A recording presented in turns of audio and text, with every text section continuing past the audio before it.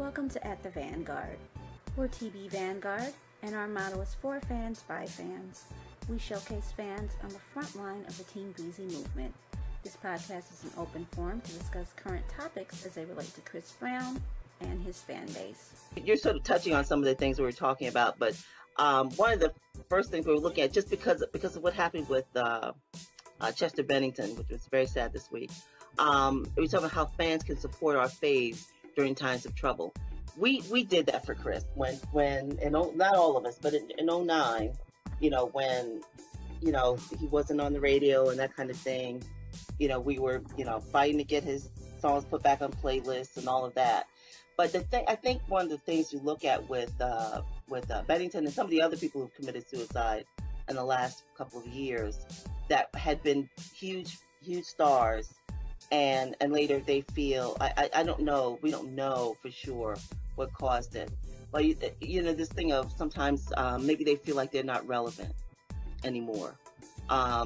We never I'm sure he had those feelings because he was banned in so many places, and remember he said in the documentary that he felt suicidal at times, which is horrible to hear,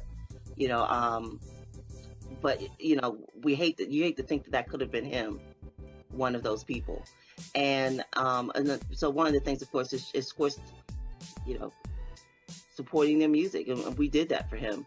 But what did you think about when you first heard this happen, though?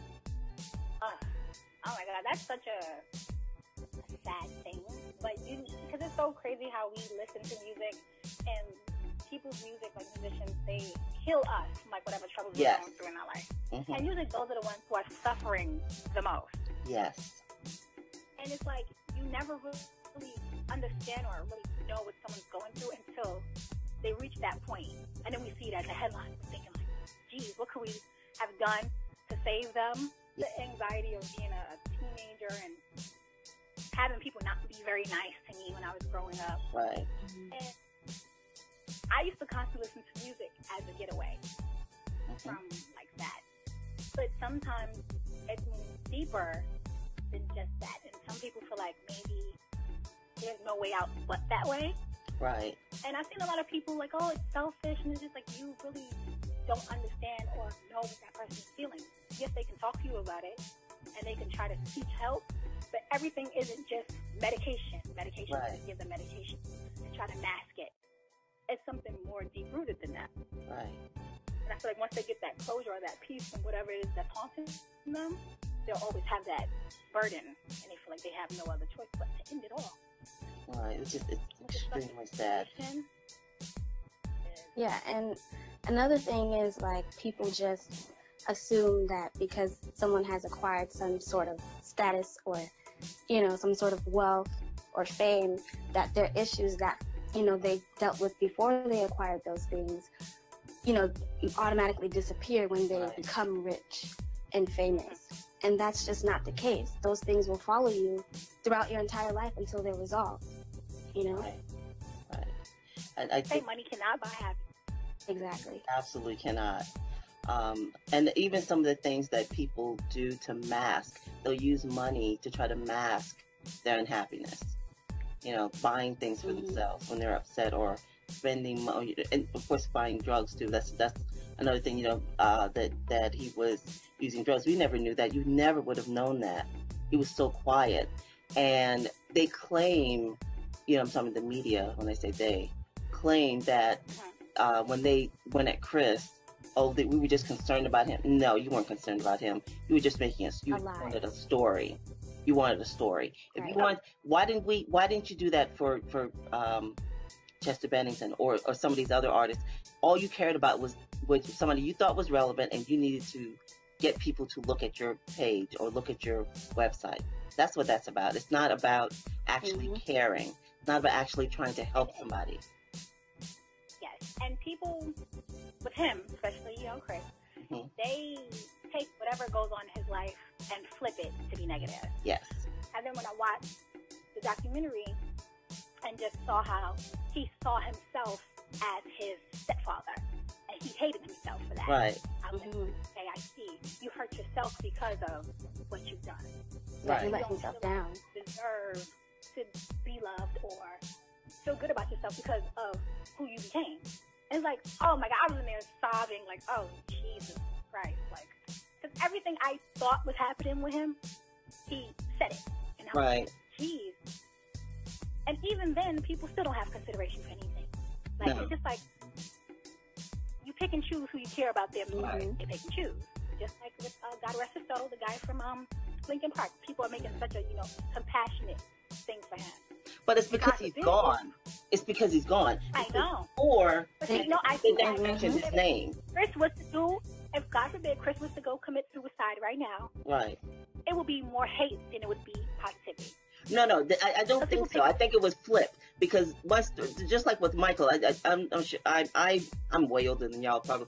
But when Michael Jackson was going through everything in the 90s, he was one of the most hated, and it was okay to make a Michael Jackson joke and hate on him.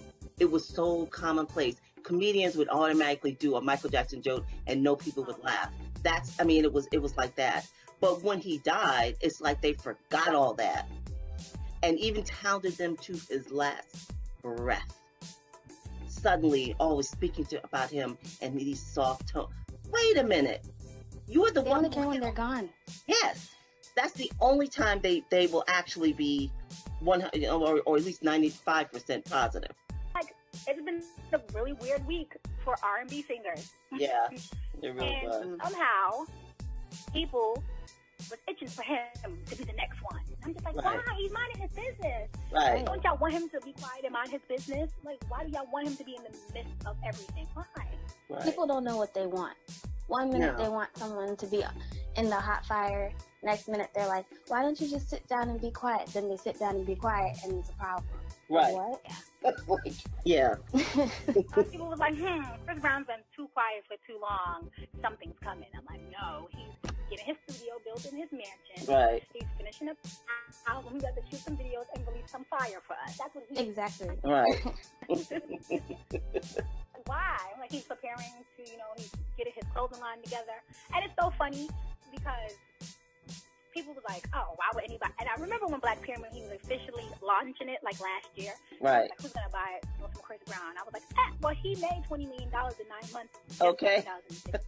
Clearly, somebody's buying it. I haven't really, we really touched on anything we're just sort of talking. Okay, let's sort of, we're talking about one thing about his collaborations this summer, his best collaborations. Mm-hmm. Has quite a few. Quite. Yeah, I think a little. Sometimes it like divides our attention a little bit, but it's Cap G, the new one, yeah, Janae Aiko, which I love, Future, Meek Mill, Meek, yep. Post and Delete. Post and Delete, Zoe Dollars, yes. Mm-hmm, yeah. Even though it sounds more like Chris Brown featuring him, but it's fine. That he just takes over everything. That's the way it is. Yeah, he can't help it. It just happens. Yes. I feel like we're missing one. Let me look at my list. It's just so silent. No, I think it's more because Cal Scrooby. Remember? Welcome to My Life. Welcome to My Life with Cal Scrooby. I just feel like the way it ends, the documentary, how he's sitting by himself with his legs crossed, and he does that thing where like he lifts his hands up and the title comes up and then it cuts off, and it's just like, oh, this is so great. And I didn't listen to like the whole song until I went on YouTube and listened to it after I watched Spotify. It's a Spotify playlist. I was thinking it was a YouTube playlist. It's a Spotify playlist that Dee put together that shows all the collabs, and I don't have that Spotify loaded on this computer. But yeah, the Cal Scrooby, Zoe Dollars. Yeah, maybe that's it then. Maybe that's everything. But that's quite a bit. That's quite a few. It's quite a few. But, and they've all done pretty well, if you ask me. I think that whenever Chris gets on a track, it always is elevated. Yeah. Heaven on Earth. Oh yeah. Yes. Oh yes. yeah. And that's not getting the attention it should. It's a beautiful song. But I think once they do a video, that he needs Chris to do the video. Yeah, he keeps trying to reach out to Chris. He's not getting back to him. Like, you don't have his number, Wale? Come on. Well, I think he does, but it's just it's not happening as quickly as he wants. It's just that Chris is pulled in so many directions. He's got too much to do. But he's got to start saying no. Tour. He was on tour when he was like, we should make a video. And he's been on tour for almost 2 months now. Come on, give that video. but I think he's doing some of his own too. I suspect that some of his own songs. And while he was on tour, he did the "I See You" video, which is it's not a great video, but it's a great song. I not a big fan of the auto-tune style rap. Or sing-song rapper of any kind. I like a rap. I like actual rap. But it's a fun song. It sounds like a Chris song. It really does. Because we were crazy for that when we first heard the clips. Snippet on Instagram. Yeah, on Instagram. It's like, oh my God. I'm still excited for the one where he samples Nice and Slow. I think it's called In My Bed. I'm so excited for that. Oh, yes. So excited for that one. I actually wanted to hear the one with him and T-Pain. I don't know if it made the album. He didn't list who's featured on the album, who's going to be on what song. But he did say he's going to have a few features, but not too many, because he wanted to make himself the sole purpose and focal point of the album. Right. But I hope he puts that song with T-Pain on it, because that's. I love that song. That was a really nice song. I'm just like, oh my God, I hope he makes the album. And that I'm absolutely obsessed with has made the album track list, and I'm just like, thank God he was listening to me. What song? Every day. Bite My Tongue is one of them. Ready Lip. Oh, Bite My Tongue. Ready Lip. Yeah. Sip is one. That song that goes, My Baby's Coming Over. We don't even. That's my song. I was like, what he has another one that's kind of like a Caribbean kind of. It's called This Way. He has that on there. It's a few of them. Yeah. Mm-hmm. I'm excited for that. I actually hope either Bite My Tongue or one of those songs will end up being one of the singles. Because he did play Bite My Tongue a lot. Like when you would see videos of people in his home, or he would be visiting his house. That was always a constant snippet that he was playing for people in his house. I'm like, oh my God, if this ends up being a single, I'm going to die. I'm going to die. Another song that I wanted on the album was, I think it's called Trust Me or Trust Me Baby or something like that. Oh. But I don't think it made the cut. But I really would like him to release that. I play that little snippet all the time. Yeah, I played the snippet, but I'm not sure the name of it though. So it could be on there, but we just don't know. We just called it what we think, but he didn't give the name for it. I don't think he did. Another song that I'm excited that I know is going to be on the album. Remember the video with him we thought was going to end up being Party, and he would dance with the Grammy? It's called Secrets, I think that's what it ends up being. The name is going to end up being. When he's dancing with his Grammy in his kitchen, I'm excited because he samples one of my favorite throwback songs, Computer Love. And I'm like, oh my God, yes, Chris, come through with, the old school classic sample. Because I love when he samples old school R&B, because he's one of the very few artists who can do a classic R&B song justice. Sample. It's not generic, it's not cheap. Yes. And you can't go oh, he ruined that sample for me. Right. Even with the Tony Tone. I love that. Yes. Amazing. And that's one of my favorite R&B groups and one of my favorite songs. And he did it just as I kind of wish Tar Dollar Sign was in it. He just sung it all by himself. But I ain't gonna be picky. I'll take what I can get. You take it. You take it. No, Tony. Oh my gosh, they're an amazing group. I just somebody find Raphael CD and let him see this so he can sell Chris Come. Let's do it acapella, a little cover. No, they should. That would be great. I wish one of those R&B legends reach out to him. I want D'Angelo. I know D'Angelo's not really big on social media, but I wish he finds him singing that video of him singing How Does It Feel? Oh yes. Oh my God. And they're both from Virginia. That would be one of my dream collaborations. I didn't know that. And get either Timbaland or Missy or even Pharrell to produce the beat and let them two get on there and make a collab. Oh my God, I'll die. That would be different for him. Yeah, you know, it'd be like something different for him. You know, he's never really done anything like that before. So I think it would be good for him and them too, you know. They get to work with I guess a more... You know who's open to collaborate with him? I'm like, Chris, why you didn't see the Instagram comment? Maxwell. Maxwell actually wants to collab with him. Ooh, that would be interesting. Under Maxwell post, like, you need to collab at Chris Brown's Official. He liked the comment. I'm like, Chris, come, Maxwell want to work with you. I was tagging him on the post, like, come on, Maxwell want to work with you. But there's so many people, though. Yeah, he took too long to block a few people. I know. But, yeah, he can block a lot of people, honestly, because sometimes he blocks us. He didn't block me. I've never been blocked. But, right. you know, he sometimes blocks his fans. But I'm like, no, you need to block the get disrespectful. I mean, something it's like because he's, I think something about Twitter that makes it almost too close sometimes, where they feel like they know you and can just say anything to you. Like, no, he may not have seen those I love him and I'm supporting him tweets. He just saw you saying, you know, whatever you said, negative. So just don't tweet stuff like that. You know, or just tweet it to you. Say, tweet in the DM to your friends. You don't, you know, if you're supporting somebody, don't publicly bash them like that. You know, you just don't. But I love the new like, comment feature on Instagram, because sometimes I catch him liking a lot of like positive tweets from fans and stuff. Like, he's like, oh, I love you, or they're saying something, you know, positive, and he'll like it. And they're like, oh my God, he liked my comment. And I'm like, Chris is always comments. Like, if you can catch him one time, he might not see you in his tags, but he will definitely see you in his comments. Right. He's a lurker. He does lurk. He is.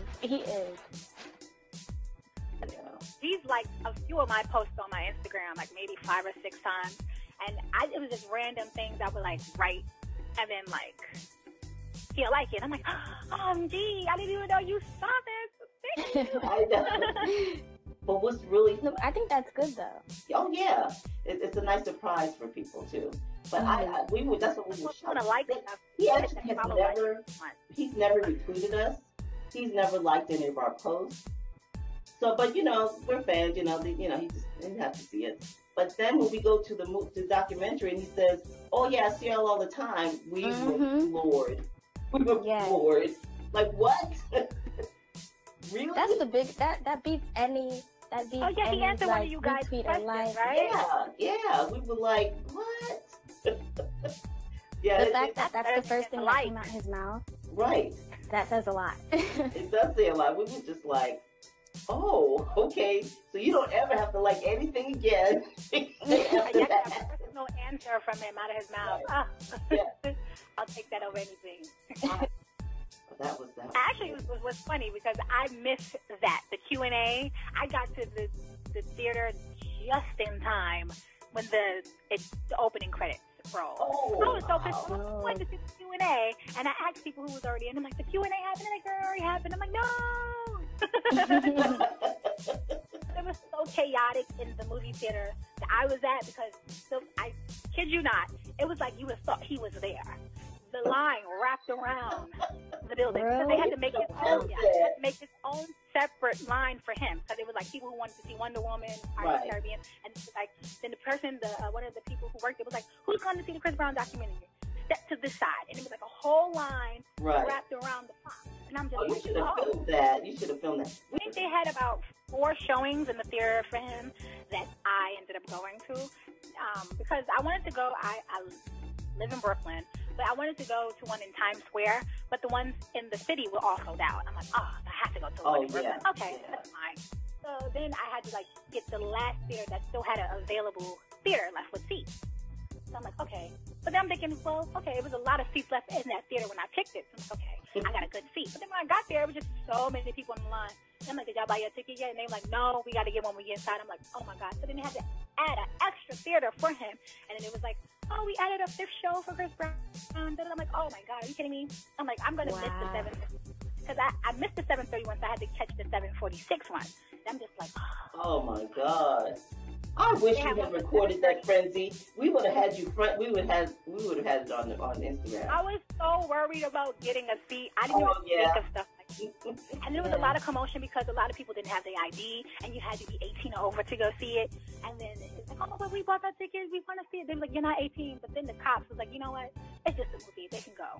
And I pulled a couple of girls with me, like, you know what? I'm 23. You can come with me. Just say, right. Come on, let you. You be the guardian. The experience was so bomb. I wish she would have did a premiere in New York because the audience was amazing. You would have thought we were at a concert. When the song was playing in the background, we were singing. We gave him a standing ovation at the end in class. Yeah. And like when he explained the incident in the car, you could have heard a pin drop. I mean, it was so quiet in there. You didn't even hear nobody eating or drinking. No, I sat up in my seat when I was. I sat up in my seat. I want to hear everything that happened that night. Because, you know, there's a lot of holes in the story. Like, he never said his side. So I was like, I want to hear, you know, what his perspective was. So I was ready. I'm like, all right, let's go, Chris. Let us know what happened. Yeah, and he still said that's going to haunt him forever. Right. So even when he gets the most inner peace he'll ever have in his life, that's still going to be in the back of his head. Because I'm very picky with, like, pop and EDM, not pop music, EDM music, house music, like that techno. I'm very picky with who makes certain songs. I feel like, I don't know, it's not weird, but I just feel like you have to probably be, like, high on ecstasy or something to, like, enjoy it more.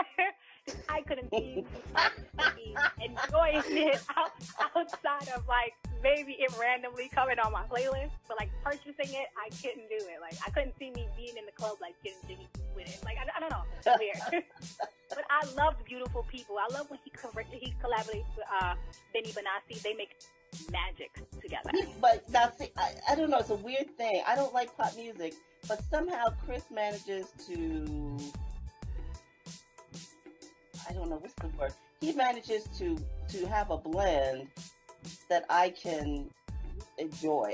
I don't know, because I really am, like, kind of anti-pop. Because I grew up on R&B and soul and, you know, and I like very soulful music. And I find it really bland. But he manages to find a blend. And Michael did too. So we talked about this before. It's his voice. Yeah, it's just, you know, he finds that right blend that I like. Because I remember when I quit this one job, I really hated this place. And but the day I quit, I walked away singing 3 times, and I'm like, I was singing a pop song, but I was walking down the street singing it, didn't even care if people looking at me because I was singing it out loud. Walking down the street, walking to the metro, I can still remember how happy I felt leaving that place and singing that song. 3 times. Oh yeah, that yeah. Oh, yeah, that's one of my, like, favorite Chris pop records. Like, so funny. Chris does pop so well. Like, that's why people, like, I hate when people try to, like, when people introduce him, they're like, oh, R&B superstar. And I'm like, right. He's technically not a all R&B artist. Like, that stopped when he made Forever. Once he made Forever, he officially crossed over to that pop category. He just had R&B music that had crossover appeal. But once he made Forever, he became an R&B pop artist. And then he branched out into other realms of music. And he's so multifaceted. I hate when people just stick him in one box. Right. Or they say he makes music that constantly sounds the same. And I'm like, this. Oh, he doesn't even do the same genre every my time, so that doesn't even make sense. That's so exactly. His albums never have one specific genre of music on it. Especially not since off the wall. I'm fancy Michael Jackson. Not since which I consider his off the wall, since Graffiti. Because I consider Graffiti a masterpiece. I really do. I really do, and I think it's eventually someday people will realize how great that album really is. I mean, go ahead. Do you guys feel like Chris has his Thriller yet? No. No. Fame was coming. Fame was like his off the wall. Fame is like another off the wall because it was a very popular album. It did really well. It it was multi-platinum and all that. But I think it had some things that derailed it, that kept it from going to where it could have gone. So I think there's still, maybe this one will be it. Maybe Heartbreak on a Full Moon will be his Thriller. I love his voice. And we still haven't seen the full potential. I'd really like him to do some of his old stuff, a couple of his old songs, with his own voice. I'd love him to do that. Like, I was like so happy when I listened to Royalty and heard Make Love, because I was dying for a song for him like that for the longest. And I feel like that's one of maybe his top 5. Yes, I agree. Vocal performances on a song, just the falsetto, the crispness of his voice. And then when he performed it live, and he hit all those same notes, just the same live, I said, you know what? Because he's such a trendsetter. Anything he do, people follow. They flock to it. They follow. Just the way he dressed. His tattoos. I've even seen fans get his exact same tattoo. Yes. Yeah. That's kind of creepy, but you know. it is a little creepy. And for a while, that thing of getting the black pyramid, remember everybody gets like that's really odd. Okay, it's starting to look like a cult now. Y'all need to slow it up. Slow it up. Remember that girl got it really big on her face? I follow. Well, you know, we mutually follow. He literally has every tattoo Chris has. Oh yeah. Every single one. He don't have Roro. That's it. But he has every single tattoo. Yes. That's so weird. You might have ran across him at some point in time on Instagram or Twitter. You had to have seen him. He has every single tattoo. And I was like, okay. Because Chris gets a lot of his tattoos spontaneously. So just like, right. No significance behind it. So I'm like, okay. But that just shows how much of a culture leader he is, whether people want to admit it or not. He had everybody dyeing their hair blonde. Every single person. And people who shouldn't. I still want him to be on Power. I'm waiting. Oh, that's got to happen. It may have happened and we don't even know yet, but... He might be season 5, right? Yeah, but 50 Cent plays everything close to the chest, so, you know, if he was on, we won't know for a while. But I'm loving this season. Oh my God, it's so good. Oh, yes. Because we read it the most about Ghost being caught, and bam, he gets caught, but not for something he did. It's for something he didn't do. So it's I would love for Chris to play like Ghost, like either a family member, right, or maybe Tasha's love interest. But then Ghost probably gonna kill him off, and I don't want him to die. He died in the things already. he would have to be killed. He would have to be killed. But I mean, he could even just come in as you know, somebody in the club, you know, for a while. I don't want him to be a drug dealer. I don't want him to be a drug dealer. I don't. No, I'm just like a patron of the club, because they've had a lot of celebrities on there. If you make him like a regular, like, you know, for that season, I don't want him to be a drug dealer. Oh no. Can you hear me? Yeah. Can you hear me? Yeah. Sorry for being late. It's been a long day, so sorry about that. That's D, y'all. Hi, D. Hi. Okay. Yeah. Anyway, So what did I miss though? What did I miss? You know, we have this little agenda here. You can see the agenda on the screen. We've been all over the place though. I have ADD, and apparently everybody else does too, because they ran along with me. The only thing we really haven't gone over in any details, like what we think, how we think the new album should be rolled out. Do you have any ideas about that? The album? Yeah, the rollout of the album. Because now I don't know. Like, because I kind of thought, I remember when the BET Awards weekend was, you know, around, and he was doing like interviews. He said that he was going to release the album either at the end of July or early August. Now it's kind of like up in the air at this point. Yeah. So I give or take either August or maybe early September. The latest we'll probably get the album in September. Well, I'm just thinking about like how it be rolled out. Like Dee was talking about. I feel like it being pushed back can give him a better chance to have a proper rollout for the album instead of it being rushed and then it's just like all over the place. Right. I'm kind of iffy on how he's going to handle the singles, because the singles also reflects the album. Yeah. So he's giving us 2 singles, 2 videos. So I was thinking it would be perfect. I hope that he doesn't do it this way, that he give us both singles and both videos on the same day, because then it'll be like a jumble, like when he gave us the Royalty series. Yeah. We got a video, and it was just too much to keep up with at one time, so we kind of got confused. hope that maybe he spaces those two singles out, maybe one song and video on one day, and then maybe a week or two later he gives us the second single. Let those play out and see how well they do, and then announce the album cover work, release date, and then go on a press run, but only with the interviewers that he can trust. Right. We actually. Do you guys think? Go ahead. Oh, sorry. Do you guys think that it's necessary for him to release two singles? Because like you were saying, like, I don't know if it's really necessary, because I don't know when he's gonna release the album. So if there's enough space in between so that both singles can do well, then why not? But I don't know. I think he should just release one. I don't think he should do two.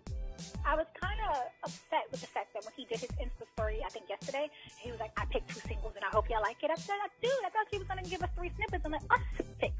Like, yes.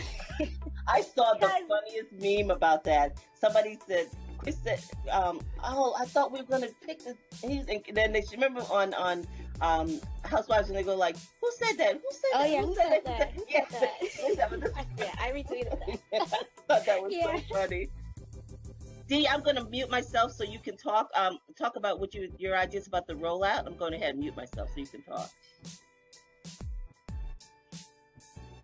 Am I echoing now? No, only I echo when you're unmuted. Oh, okay.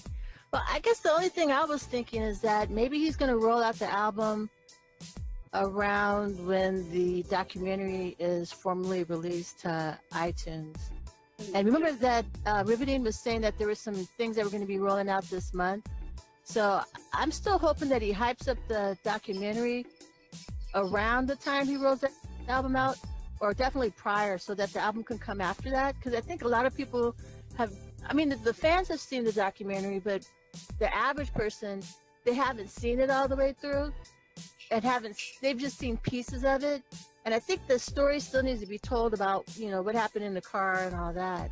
So I'm just hoping that he, instead of rolling out 2 songs, he just picks 1 song and maybe lets the fans choose 1 song. And I think what we could do is send a message to Riveting Entertainment saying, hey, we wanted to know, why isn't Chris letting the fans pick? Why can't we just pick 1 of the 2, and then he can come out with the second song later? You know what I'm saying? Mm-hmm. I'm back? Yes. Okay, there's no echoing. Oh, that's crazy with the echoing, how you have to do that. You have to, wait. I guess, I don't know. I just feel like, because how many singles officially we have off the album, too, right? Mm-hmm. Because he took, he took Grass Ain't Greener off. Oh, right. That was just like a promo single, like, here, take it, because we begged for that song. Like, here, take it, you begged so much. Though it's almost platinum, so I think he should put it back on. But I guess because he feel like, 40 songs, you don't need no bonus tracks. But maybe, who knows what he's, like, the picture that he gave us of the 40 songs that was supposed to be the set list, who knows? He might take things off at new things, who knows, Mm-hmm. It's no telling with him. He's so unpredictable. But I feel like, technically, there's only 2 singles for the album, Privacy and Party. Mm-hmm. And for me, I don't want a single that sounds like the 2 previous ones. I don't want a turn-up song. I don't want explicit song. I know it's the summertime and we all want to, bop and, have like those bangers. But I kind of want either or, like either a really good pop song or maybe give us another R&B gem like he did with Back to Sleep. Because Back to Sleep did really well. It was top 20. Right. And it was a pure R&B song. Right. I feel like if he's going to give us, especially if he do put out 2 singles, because, he's not going to listen to us. He's going to put out the 2 singles. But if the 2 singles sound completely different, like maybe he did 1 single for pop radio and then he did 1 for urban radio, I'm cool with that. But if it's 2 songs that kind of have the same sound and content, he can keep 1. Mm-hmm. We'll see. Yeah, it's hard to know or predict. Yeah. I wish he would have just gave us the snippets and just let us pick. Yeah, it would have been a good way to drum up interest also. Mm-hmm. just to, you know, So hype. if he really wanted like fan hype, go on Instagram Live. He's never been on live yet. His live would boom. He probably would break Instagram. And then play the 3 snippets. Just give us like maybe 15 to 30 seconds. Cut it off. Y'all like that? Give us an option. Like, all right, now I'm about to go on Twitter and make a poll. ABC, name of the song, you pick. Whatever wins, that becomes a single. Well, you know, we had a whole long conversation about things he could do because, you know, like April said one time, you know, he could break the internet if he wanted to. Because if he did like a live stream or like you said, Instagram Live or just even filmed an interview with whoever he wanted to, like in his own little, make his own little show, like talk show, and put that on the internet, it would break the internet because everybody would want to see it. Everybody would want to see it. It could be a YouTube channel, anything. You know, it's really his world. Or live from his Depot account. Right. Yeah. Yeah. But I mean, I'm sort of reluctant on live because things going wrong. You know, you can like with this. I like that I can edit out anything that we say that's volatile because I mean, we want to be free. We had a free conversation, but then you need to go in there and snatch some of that out because it's like, okay, you said too much. You know, and you can't pull that back with live. Once it's out there, it's gone. You know, so that's my only thing about live. But and he's never done live. He always ignores it. Like, go live, and he completely ignores it. But every time he posts a post, there's like a million people in there. Go live. Like, stop acting at the same. Not gonna happen. Unless he decides spontaneously, I'm gonna go live. Us asking, he's never gonna do it. Yeah, he's not gonna do it. But yeah, that would be a good move. Did you want to say anything? Let me mute myself so you can talk. I think if we really have some ideas, we should just send them to Riveting because I know that gets to Chris. And I know Chris has, you know, ADD also, and he probably forgot that he said he was going to let the fans select.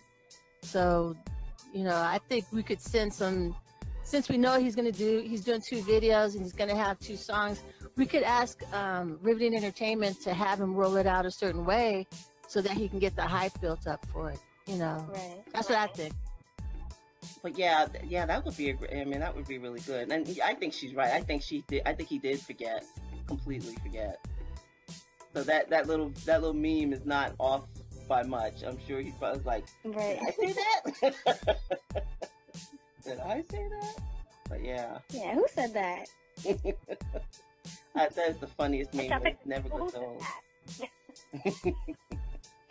You know what I think would be really cute? He should let royalty decide something. Like, that's what I think. Like, which song or video should be first? He should have like a little Insta Live with royalty and have her pick. Because she's got musical inclination, right? And, you know, that's Daddy's girl, and it would be so cute. I'm going to send some suggestions to Riveting. That's what I'm going to do. Oh, that's a good idea. Yeah. I wouldn't even be upset if he made the song that he was dancing with her at rehearsals a single. And for her in the video, because that touched me when he posted it on Instagram. I was just like, wow, that's beautiful. And she was dancing with him. It was just like, oh, that's adorable. Yeah, that was so cute. Was that the song you mentioned? I agreed. That was so cute. I think Sin or somebody mentioned that before, but I didn't pay attention to the song. No, I think it was Tammy. I didn't pay attention to the song at the time. But I'm going to have to go back and listen to it. I honestly didn't, because it was just so cute, them, you know, dancing. And, of course, she did her 2-year-old thing and just stopped, because that's what they do. Daddy's crazy. They're so contrary. 2-year-olds are contrary. It sounded like a love song. Not a sex song. It sounded like a love song or a ballad or something like that. Oh, If I'm not mistaken, the name of it is going to be Nowhere. The song is called Nowhere. The producer, and it's called Nowhere, so I guess that's the name of it. Oh, Dee, you didn't meet Sade. Sade is Breezy's support. Hello. Hi, how are you doing? I just realized she heard this. She's the other New Yorker? No, Dee is in California. Tammy is the New Yorker. I don't know where Tammy is. She's not really in here. We talked about what sounds we're expecting from the 2 singles, but I really hope he's done with trap, but I know he's not. I don't hate it because I like Wrist, and even though I'm not really a trap fan, like I said, he always has the magical touch to make me like something that a genre I don't even really like. But I really love Wrist. But it was, and it's even better live. Yes. Oh my God. That he opened with it was just like, oh my God. And just the whole opening, how he did it was phenomenal. That cube was awesome. The first podcast we did, which nobody listened to, but the first one we did, it was very. We did like a recap of the tour, and that cube, that was prominent in it because that was like iconic. It was like, oh, the cube, we've been talking about that for a long time. I don't know if he's gonna. I wonder how was he in there? Like, I know they roll him in like a bin and put him up in there, but like, is he standing up in there? Is he crouching? Is he hanging, dangling off the little harness? Like, I always wonder what was like his contact with the hat there. I know. Some shows he came out head first, like upside down. I'm like, oh my God, did he mess up? What is that? But yeah, wow, when he first came down, I was like, oh my God. Even though I saw it on Instagram before, because of course I was maybe 10 shows in, but it's not like seeing it in person. It's not like seeing it in person. I saw 2 people on YouTube that did a review of the concert, and they were like watching it on Instagram. I went in there and was like, you need to delete this because you are not getting the true experience by watching it on Instagram, on YouTube. Sorry. That's not it. It was amazing. Yeah. Even like when a lot of the time at the show, they thought that the dancers coming out the four corners of the stage was him. I'm like, girl, no, he ain't gonna come on the side. No, he's gonna make a grand entrance. And then a lot of people, he must be coming from out the floor. I'm like, no, girl. He came out the cube, and the whole arena just roared. I was I knew what to expect for him coming out the cube, but other people who never, I guess, didn't see any clips or any spoilers thought he was going to come out the ground. I'm like, I don't even know what y'all about to get. I know.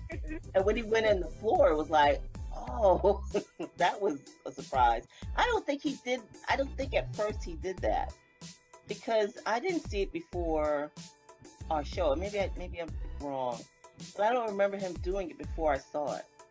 Or maybe nobody filmed it. Do you remember?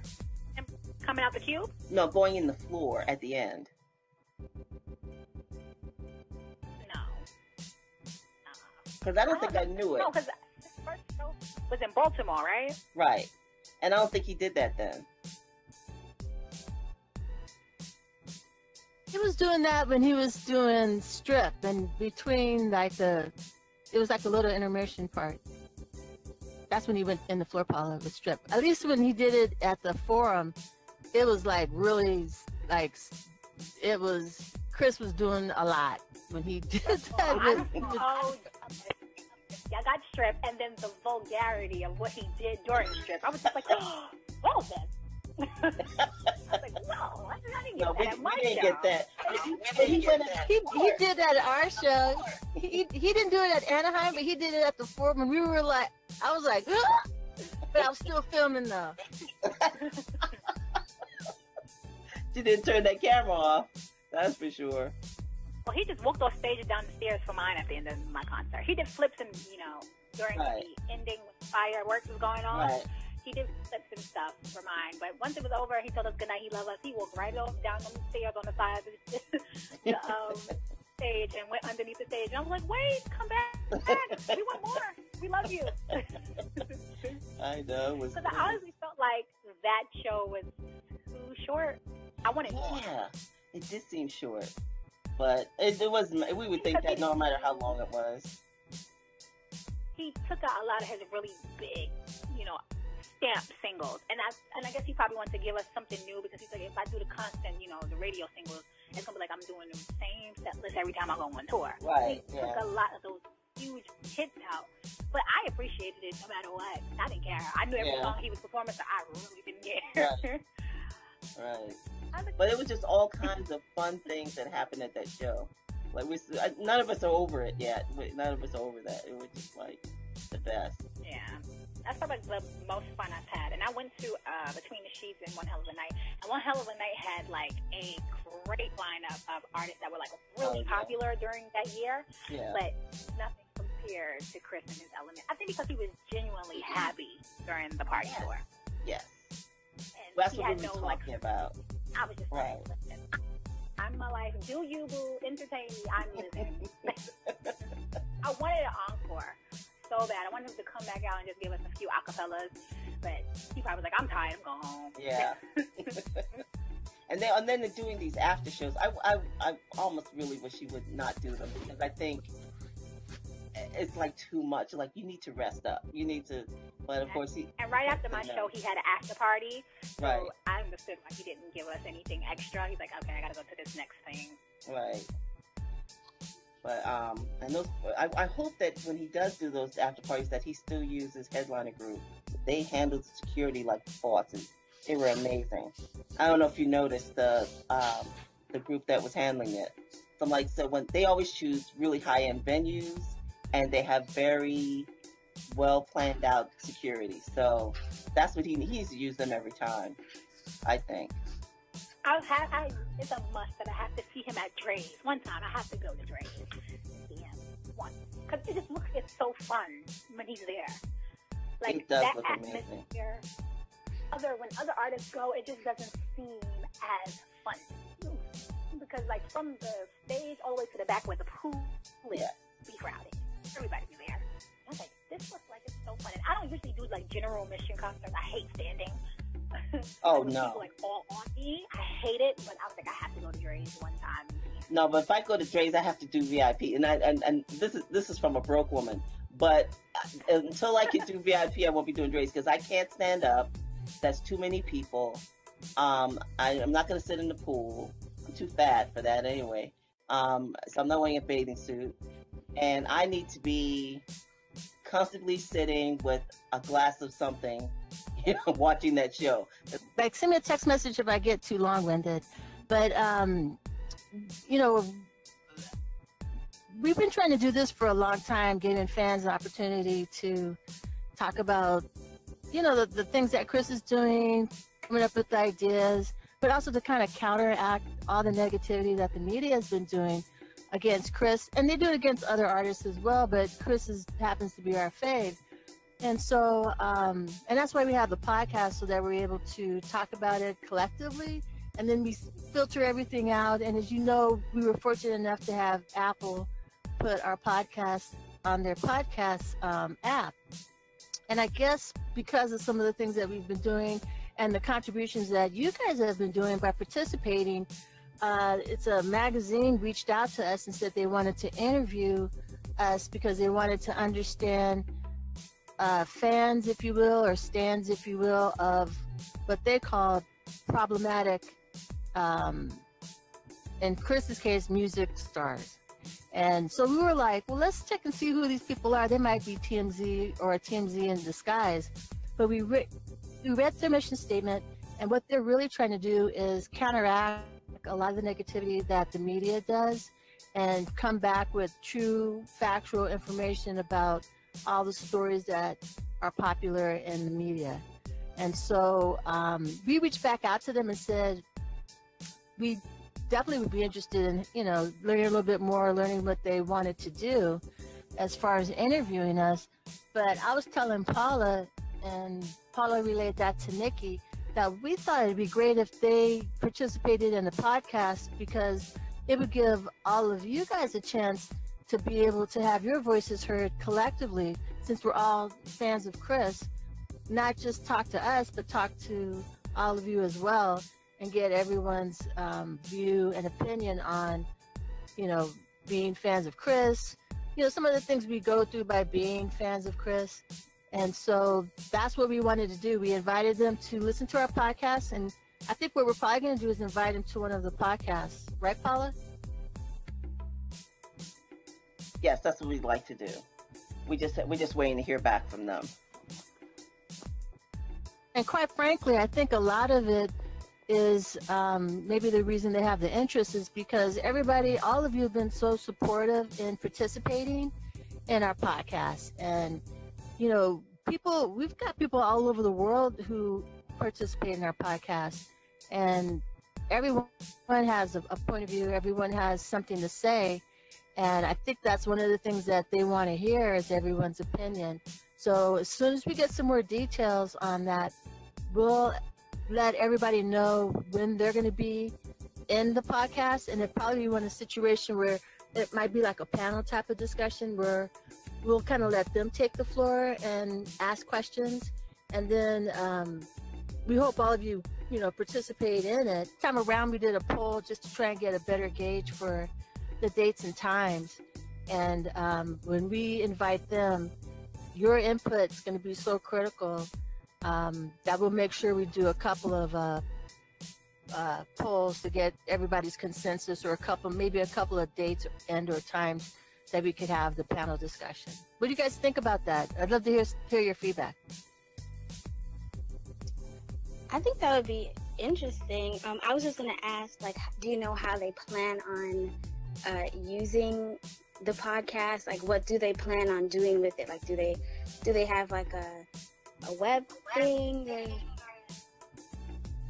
Like, what exact are they just like on social media, or do they have like an official website that they? Yeah, they have a use? website. They have a website, and it's an online newspaper, but it's still our podcast. We would just were talking about inviting them in to our format so that we sort of get our point of view and our ideas out to a wider audience. But it would not be their podcast. It would still be our podcast. Yeah, and actually, that's right. What we would do is we would kind of take ownership of it, and it would be our podcast. We could control the content. We would control the final product, sort of like what we've been doing, with our past podcasts. And we would just be inviting them as a guest. We would have definitely clear guidelines on if they could or couldn't use the content. Okay. Yeah. Yeah, no, we would say you can't use this because it's our information, and what we could do is based on. I'll put some more poll questions out to get a feel for how you guys want the questions to be asked. It might just be a situation where they kind of tell us a little bit about them, and then we just ask a couple questions or answer a couple questions. But I think when you got an organization like them who are trying to counteract the negative media, I think we want to find out why are they doing it and how successful are they at being a different kind of media source. And I think after we do that, then maybe we would participate in having an interview with them. But we would totally trust us. We'll control all of it, all of that. Okay. So, like, certain questions about him, like, will you have like a prep thing? Like, you can't ask certain questions about what happened with him, this, that, and third, or anything is on limits? Well, the thing is, a lot of times with our forum, we sort of talk about anything and then cut it out. So when we have but with them, I'm not sure. I think we have to iron that out, before. But we're not going to let him be maligned or embarrassed, or we care more about his image than he does in a way, because as fans. And so no, there will not be anything to tarnish his image or the fan base even. And it's really, the article's more about the fan base anyway, because they're asking about what they asked was about stand pages. Like, we wanted to talk to stands about why they, or about their promotion of what they call problematic artists. So. But again, we probably would have dismissed the whole thing, but when we looked at their mission statement, they actually are trying to have a more balanced and honest perception and portrayal of, the media, the celebrities, and in this particular case, Chris. And so we just want to hear him out because it's nice to see something change on the media side instead of it all about clickbait. So that's why we figured if we invite them, we could ask them questions and instead of being the other way around. And then we could see, based on the final results, what the next step would be. But we just want to let you guys know that, people are listening and your input's so important, and we just want to hopefully continue to have you participate like you are in our podcast. And once we have things ironed out, and solidified, then we'll, tell you the website. You can go look for yourself to see what they're about, before you join. But they're definitely very different. They're quite the opposite of a TMZ. They don't have sensational stories. They don't have anything like that. So they definitely seem to match their mission statement. So that's why we were pleased. Otherwise, we would have just ignored them. Sounds good? Yeah, I'm up for it. Good. Yeah, I feel like you guys said, if you guys are gonna ask them a little bit more, get a little more details, I think that would be pretty good actually. Yeah, definitely. Okay. As long as no one's secretly recording or anything, on their end. I know that sounds weird, but people do things. Yeah, exactly. That's true. That would be pretty hard, but they could. He's labeled that. I know. Problematic, I know. Yeah. But it's hard to avoid because, there's been so many things pinned on him. Our consensus is that this was just Chris explaining the whole 09 incident. Because that's really what kind of, took the whole... The baby. Yeah, the baby, how the baby came about, and the 09. All that other stuff he can still talk about in more detail. But those are the two things that kind of stuck out, and I hope that, when the documentary comes out formally to everyone, I hope they still talk about some of the other things that we've talked about previously, like the molestation and, all that other stuff that was going on. But I think a lot of it was to explain royalty and to explain what happened in 09 with him and Rihanna. But we talked about everything under the sun. Everything under the sun. But it was fun. It was a wonderful session. I enjoyed it. It was great talking to you. And Sade, I'm glad you joined us today. I hope you do it again. I'm glad somebody retweeted you because I didn't see your original tweet, but somebody retweeted you and I got to let you know. Oh. So, yeah. So that's good. The person who retweeted me. Yeah. You have to go look and see who it was. I don't know. But yeah, that was great. Hey D, you want to close this out? It sounds like you did a good job already, though, Paula. You know what I'm saying? But, we just want to, again, I know we always say it all the time, but we sincerely mean it. We appreciate everybody's input. And, what we're trying to do is fine-tune some of the technical parts of us doing podcasts to make it easier for everyone. But we just want to say thank you so much for participating. And, your opinions are so important to us. And that's all I can say is thank you so much. We appreciate it. Right, Paula? Yeah, it was great. And I'm really grateful. Thanks for joining us on this episode, and we hope you'll join us again at the Vanguard.